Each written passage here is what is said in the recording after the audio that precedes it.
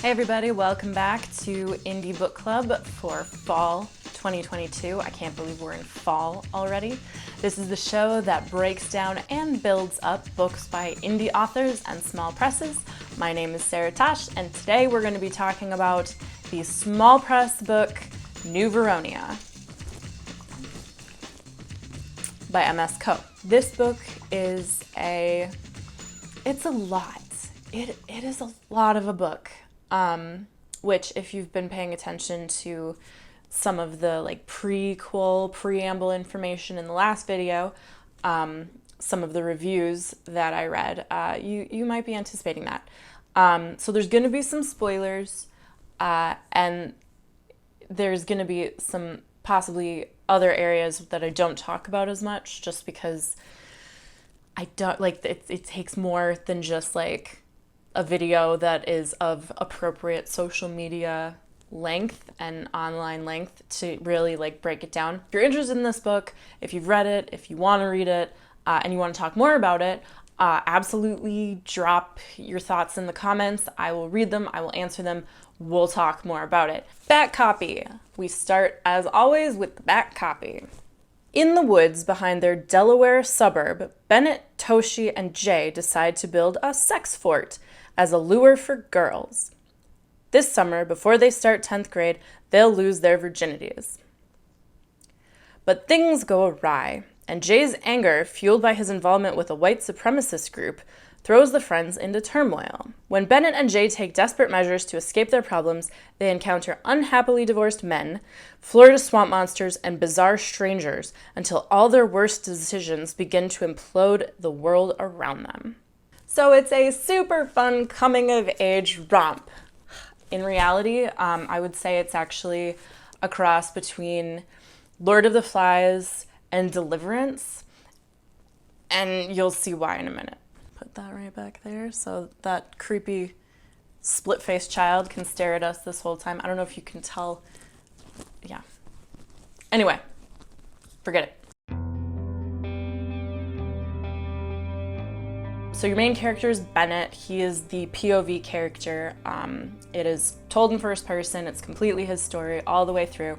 Secondary is Jay. He is the best friend slash kind of enemy, but you don't really see, you as the reader see that. He is very aggressive. He's very chauvinistic, derogatory, not really a likable kind of guy. Jay is a freaking asshole. Then you have Toshi, who is, as you might have guessed by the name, he is Asian. He is more soft-spoken, not like the nice one necessarily, but certainly nicer than Jay. But because of the dynamic of this group of three, he's also kind of Bennett's rival for Jay's attention. Bennett wants to be Jay's best friend because Jay is this alpha male.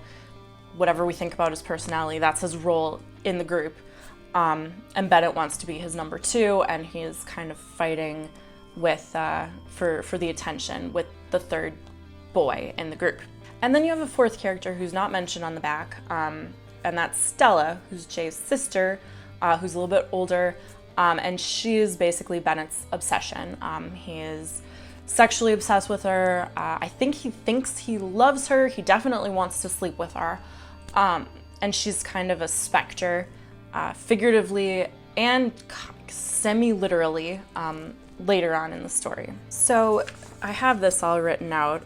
This is a little bit of a hard book to talk about the trajectory of it because, and purposefully and wonderfully done, not a lot happens in the first half of the book. You have this, like the back copy said, they start right away with sex fort. We're gonna build a sex fort. We're gonna bring girls here. It's gonna be amazing. Right away, I think anyone who has grown out of their, mid-teens, understand that probably not the best laid plans. A sex fort in the woods is not probably going to be super compelling for a lot of teenage girls. It's a little bit weird, a little creepy, possibly dangerous, especially when you're talking about a kid like Jay, who has a lot of very aggressive thoughts about women, and about, mention that his whole family is actually part of the white supremacist group. His parents get him into it. So not really the kind of kid that you want to go off with. Also, socially speaking, he's on the soccer team, but he's kind of an outcast. He's sort of seen as this like weirdo. So even though he is the leader of this little trio, outside of that, he has very little social power. Which, as you might imagine, for a personality like that, tends to drive his aggression even more. Right away, you know that this is basically destined to fail. It's not going to work. This is all going to end in tears. And you're just kind of watching to see how it falls apart. But what happens over the next 50% of the book, as you get to the middle of the book and the midpoint, it's not a whole lot of really major stuff happening. They're building the fort, they're talking to each other.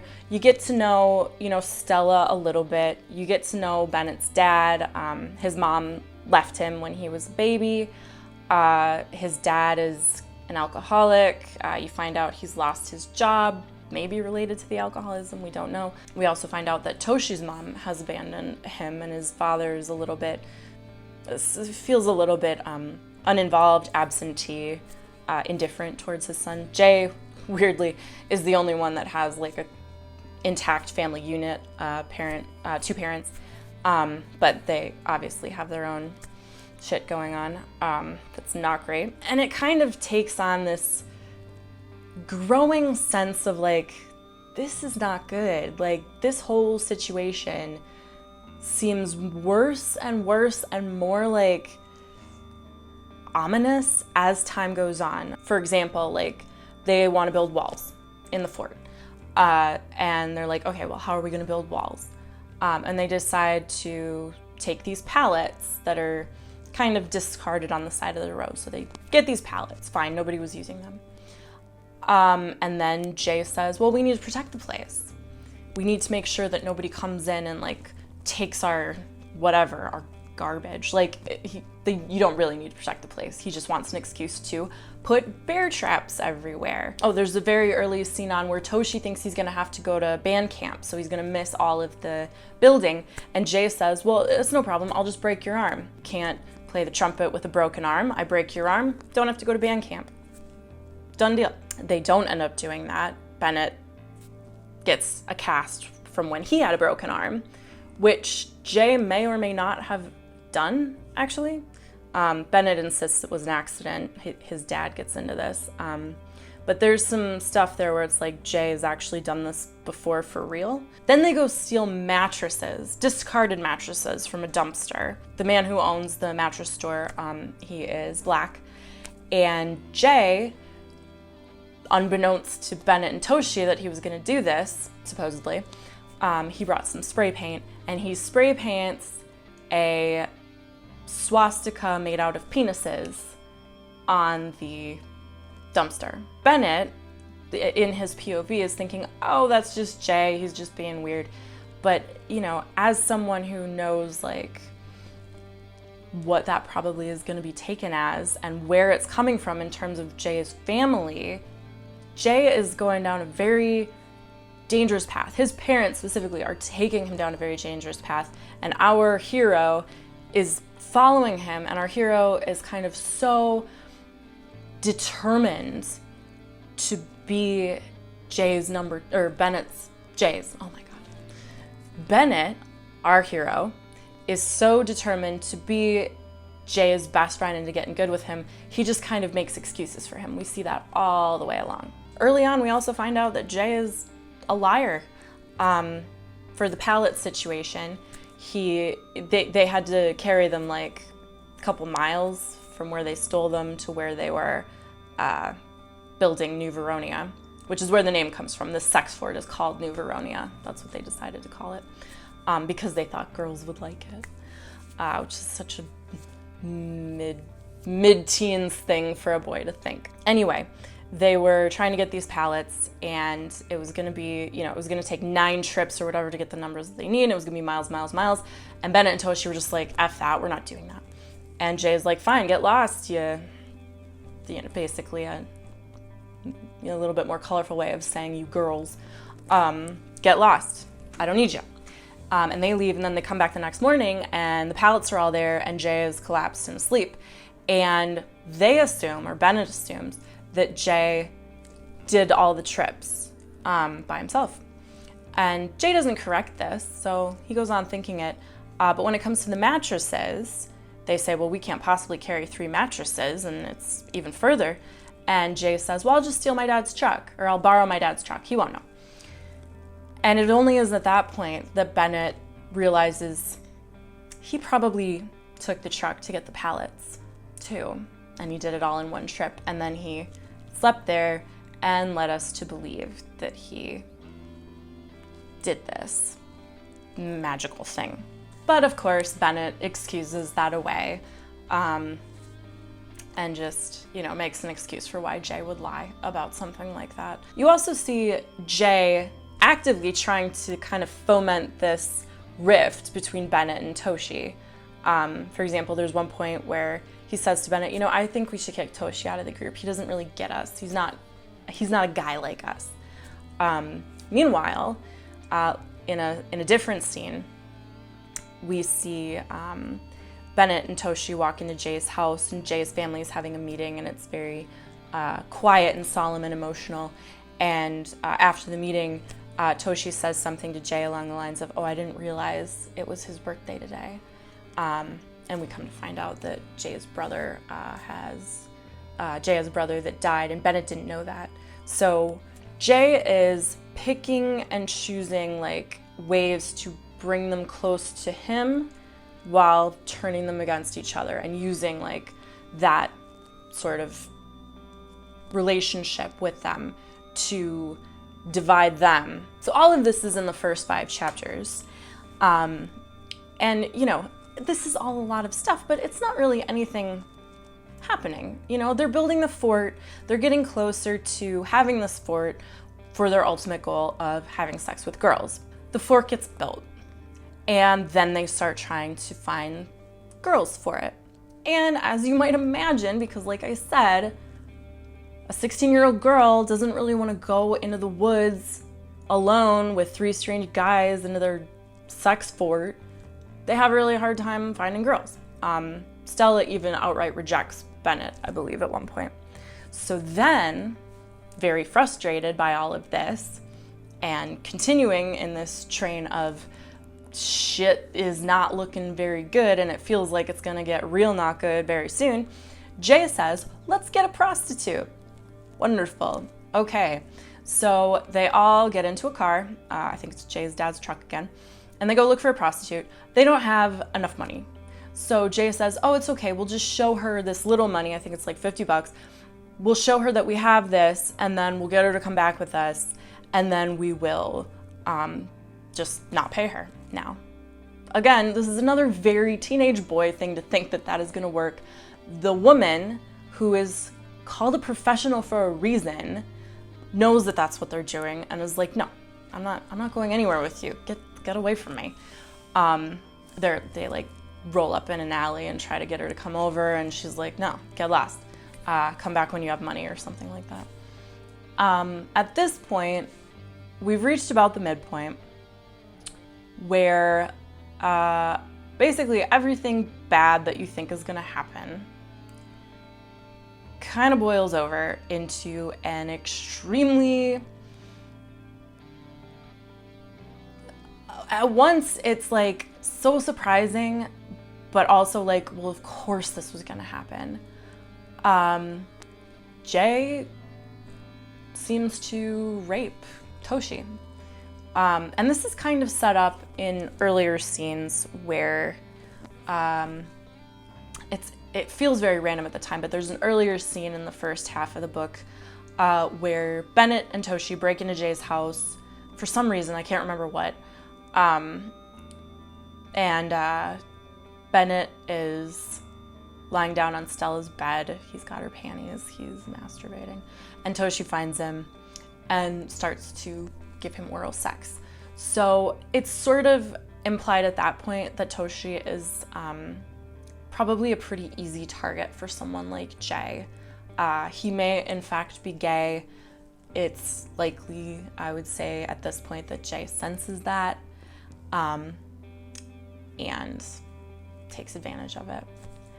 And then, as if this couldn't get any more disturbing, he talks Bennett into doing it too. And that's kind of where the culmination of like the worst of what you knew was gonna happen for New Veronia happens. Like, this is the worst possible outcome. After that, Bennett and Jay leave Toshi and they run away. And Bennett thinks they're just gonna kind of run away for the night and then come back and, you know, they'll talk to him and they'll, you know, maybe apologize or just explain like heat of the moment, blah, blah, blah, some bullshit. And everything will be fine.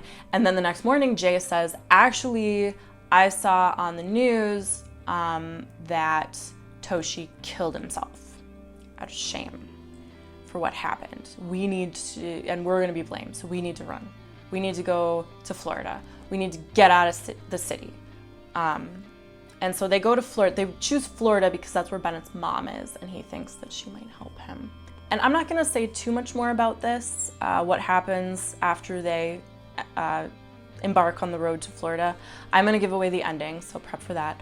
The reason I'm not gonna talk about the middle stuff between the midpoint and the end is because, frankly, there's a scene in there that, let's just say, it's never gonna leave me.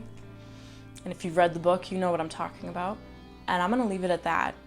But you know, just if you're gonna read the book, or if that piqued your interest at all, me saying that, just know that it is not a happy scene. It is extremely weird, and I mean, if you thought the midpoint was bad, just be aware, okay? That's all I'm gonna say about that. But at the end of the book,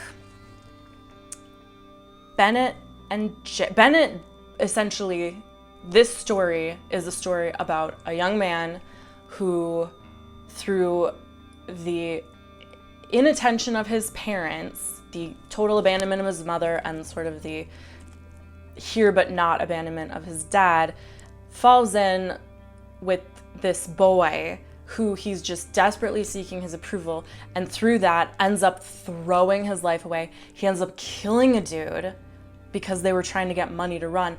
And at the end of the book, he's in jail. Like, that's where the book ends. I keep going back and I keep wishing the ending was gonna be different. Like, you know, it's just so, you feel at once disgusted and angry and like just vengeful against Bennett and Jay. Obviously Jay, Bennett too. But then at the other hand, you're like, oh my God, I just feel so bad for both of them. Like, they were so misguided and nobody cared. Like, it's tragedy, wall to wall. So there are two major character arcs, two major character arcs in this book. Obviously you have Bennett.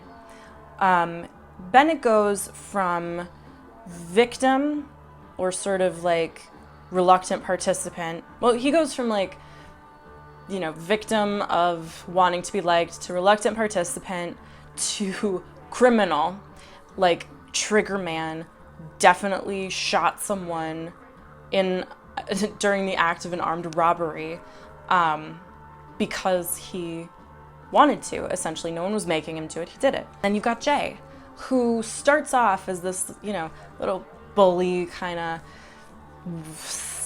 proto-white supremacist, like thinks he knows some shit. And then he goes, his is a little bit weird, because he goes from that to like rapist, and then through what happens in Florida, down to like kind of the victim in the end. Definitely the victim at one point, and then sort of after that caught up in Bennett's, there's a power shift that happens and Bennett becomes an aggressor, and Jay becomes sort of the passive, go-along guy who gets caught up in Bennett's shit, and then they both end up in jail. Now, we could just take that at face value, or we can explore the major theme in here, or really, it's not so much a theme, it's more a mechanic, I guess, and that is the mechanic of the unreliable narrator. Bennett, we know, and I'm going to tell you how we know in a second, we know that Bennett is unreliable. We know this because he says at the beginning of the book, I have a great memory. I remember things exactly as they are. In fact, I can remember a time when I was a baby and I peed in my mom's eye. I remember that when she was changing my diaper. Peed in her eye, and I thought it was hilarious. Cute little anecdote, kind of. And then at the end of the book, you see Bennett in jail, and his mom actually comes to visit him to say, wonderfully, that she never wants to see him again, and she just owns him as a son, so good job, Mom, thanks. He asked her, do you remember that time I peed in your eye? And she says that never happened. That is your full circle cue that Bennett cannot be trusted. And and he even admits after that he's like, well, maybe my memory isn't perfect. Maybe I don't totally remember how things happened. The only thing he knows for sure is that New Veronia was Jay's idea. So we know at the beginning, Jay was definitely, for what we can trust Bennett for, this is his way of saying this is all Jay's fault. But can we believe that? Moreover, can we believe anything? For example, when Toshi started giving him oral sex on the bed, Bennett said that he was picturing Stella, that he didn't even think of Toshi. Can we trust that? When he says that Jay made him have sex or rape Toshi, can we trust that? Do we believe that he didn't also want to? What is real in this? Can we believe that he was, not just as aggressive and culpable as Jay was in this whole thing? Maybe even more so. Maybe he's playing down his role. Maybe some of the stuff that Jay did was stuff that he did, if he can't quite remember exactly. Who knows? And that's probably one of the things that kind of messes with my head the most when I think about the very end of this story, is just like how much of it was, him making it up or, kind of deflecting. And it's actually not a mechanic I see nearly often enough anymore. And there's a lot of first-person narratives these days. It's one of the easiest ways to really pull in the reader is using first-person narrative. But the unreliability of it is not exercised hardly at all. It's usually that the first person, you can trust them, they are telling it exactly as it is, and you got no worries. So that's kind of cool to see. I like seeing that. It's different. Naturally, we can't talk about the themes of this book without talking about toxic masculinity. Yay! So fun. This book, I think, tries to, it definitely doesn't try to excuse it for sure. Nobody gets away with anything in this book. Everybody gets what's coming to them, mostly. The main characters do, anyway. I would say that more than anything else, New Veronia is a cautionary tale about maybe bad influences in a young man's life. One, obviously, your friends, like who your friends are huge when you're a kid. That's true for men and women. But I think men are really the ones that end up being influenced to do truly terrible things. There are cases of mean girls really going out of control, but for the most part, I'm sorry to bring this up, but school shooters are mostly dudes. Bennett and Jay ended up shooting up a check cashing place or a pawn shop or something. Like, that is the inevitable outlet, is violence when it comes to toxic masculinity and unchecked aggression and having a lot of anger with nowhere to go with it. I mean, another thing that this book brings up, and you know, you can kind of take this how you want, but it sort of implies that maybe this toxic masculinity is homosexuality, specifically like repressed, closeted homosexuality that is repressed and closeted out of a sense of like, I need to hide this because if I don't, I'm gonna end up dead. So like, I'm afraid that violence is gonna be visited on me. So you don't see that fear and you don't see why I'm gonna visit violence on you, or I'm gonna take it out on someone weaker than me to kind of deflect and take the attention off of me. The other interesting thing about unreliability and lying is that in their journeys, Jay and Bennett's journeys, Jay reveals that he and Toshi have actually been fooling around for a while. They kind of had a little thing going on. They were probably not in a relationship.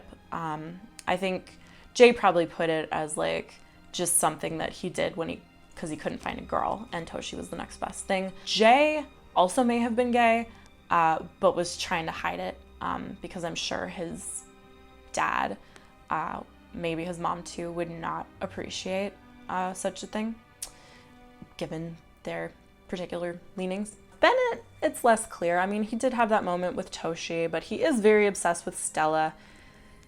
I think there's an argument to be made that Bennett represents kind of this involuntary celibate type of source for this toxic masculinity, and Jay represents the very repressed out of fear of reprisal homosexuality, and they both end up in the same kind of toxic pool, as if you will.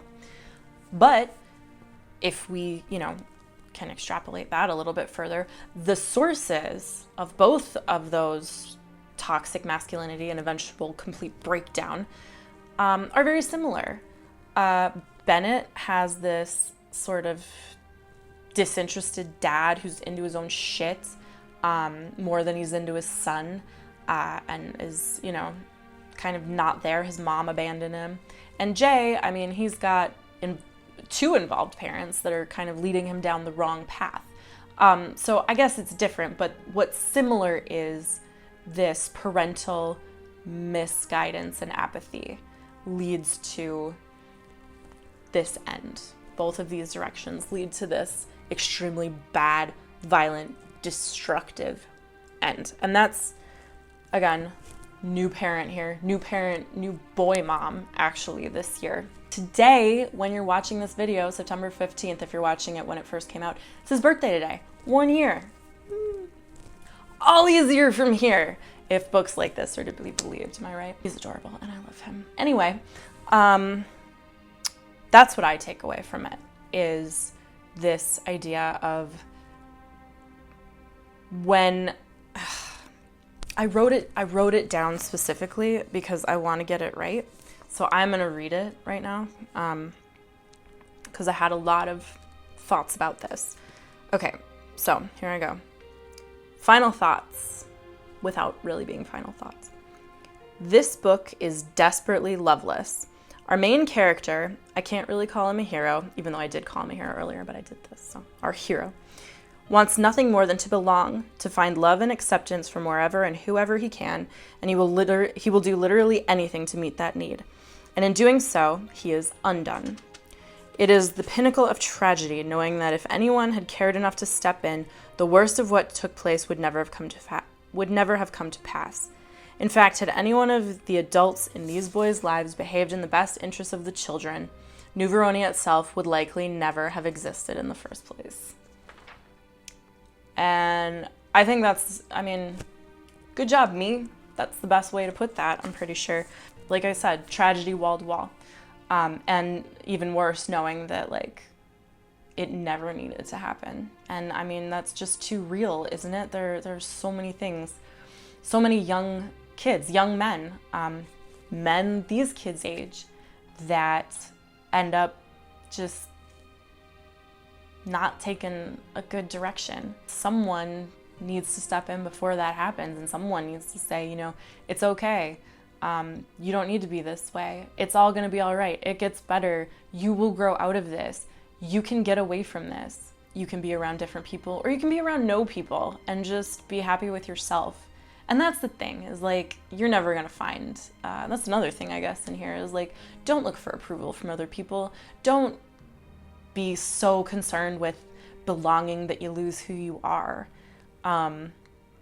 It's just not worth it, because in the end, like, you are you. You're the only you get. The whole book is just, it's this increasing sense of like, ugh, oh my God, this is bad. And then by the end of it, you're just like, ugh. Like when that scene that I won't talk about happens, by the time that was over, I was like, okay, I'm gonna read as fast as I can just to get this over with. But in a good way. It was like, wow, this is really effective and I need to just be out of it. The final ending itself felt a little rushed. Like, him ending up in jail just felt a little too neat. Like he and Jay just kind of ended up in jail, and Jay sort of disappears as a character right near the end of the book, which I guess for what happens to him kind of makes sense. His mind kind of collapses in on itself, and he's just sort of a passive standby person, which just seems like not enough for him. I guess that's my point, is like Jay gets it pretty bad, but it also feels like it didn't really, like, he just numbs out. He doesn't really ever repent. Bennett seems to repent a little. Mostly he feels sorry for himself, which I guess makes sense. What happened to Bennett was so awful and so sad that, and he didn't really deserve it. Not really.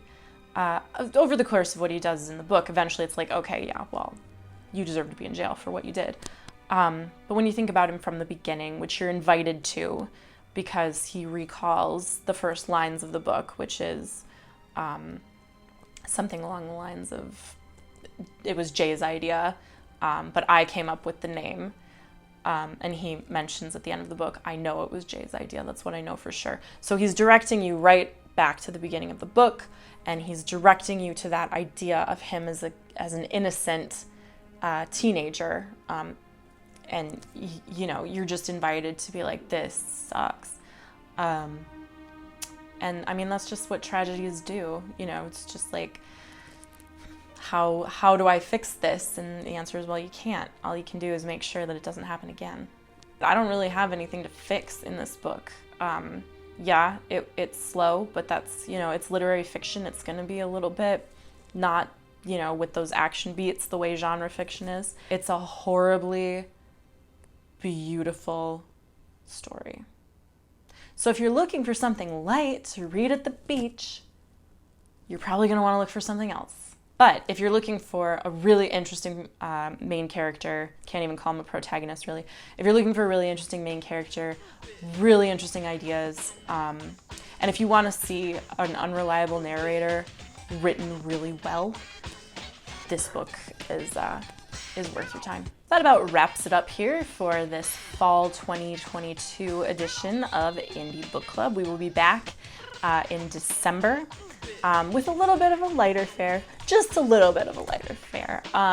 After this, I knew I was going to need something a little bit less serious, so on the advice of my friend, I went and picked up Kings of Quarantine, which is a reverse harem, dark kind of romance. It's not going to be for everyone, but it's still pretty fun. It's a lot more fun than this, I'll tell you that right now. Sorry, MS Co, you're a wonderful writer. I know that MS Co has a new book coming out, not about this, it's actually about women, two women. So I'm looking out for that, and I will be picking it up because fabulous writing, truly great storytelling. Although I am gonna have to, I think, steel myself a little bit before I jump into that, because who knows what that's gonna be like. I'm sure it'll be a wild ride, whatever it is. If you do want to pick up New Veronia, I believe it's available on Amazon. And of course, an Indie Book Club episode would not be finished without my sales pitch. Now, if you have been interested in this breakdown I've done of New Veronia, and you are a writer and you'd like kind of a breakdown done on this before you go sell your book and publish it and put it out there, I do developmental edits that look a little bit like this. They obviously go more in depth into themes, plot structure, characters, etc. I also do line editing and proofreading. And if you use the code that is currently flashing on your screen, you can get a 10% discount now through the end of 2022. Thank you very much for watching, and I will see you in December.